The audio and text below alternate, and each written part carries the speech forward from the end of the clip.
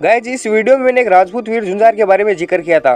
झुंझार वे होते हैं जो सर धड़ से अलग होने के बाद भी युद्ध में काफी देर तक लड़ते हैं और सर धड़ से अलग होने के बाद युद्ध में काफी देर तक लड़ना हर कोई इस बात को मानने को तैयार ही नहीं है। और इतिहास में भी इस बात के बारे में ये लिखा हुआ है कि उस टाइम पर राजपूतों पर माँ भवानी का हाथ था, जिसे लोग अंधविश्वास कहकर झूठा साबित कर देते हैं। लेकिन यह सच है कि वीर झुंझार सर कटने के बाद भी युद्ध में घंटों लड़ लेते थे। लेकिन अब आप ये बोलेंगे कि भाई तेरे पास इसका साइंटिफिक प्रूफ क्या है?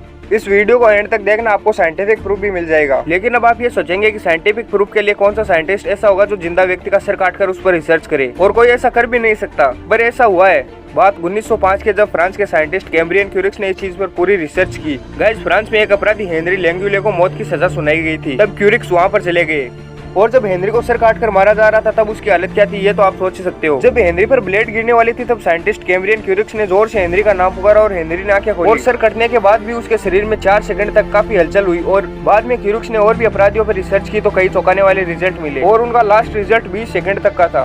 तब क्यूरिक्स ने एक्सपेरिमेंट से यह बताया कि यह शरीर की फिटनेस और उस इंसान की बॉडी पावर पर डिपेंड करता है। आप महाराणा प्रताप का एग्जाम्पल ले लीजिए, उनका भाला 80 किलो का था जिससे वे युद्ध में लड़ते थे, जो अकेले उठाना लगभग किसी के भी बस की बात नहीं है। तो आप सोच सकते हैं कि उस टाइम पर वीरों में कितनी पावर थी। अभी युद्ध में भी सिर कटने के बाद भी घंटों तक लड़ सकते थे। आई थिंक गाइस अब आपके सब कुछ समझ में आ गया होगा, तो अब चैनल को सब्सक्राइब भी कर दो यार।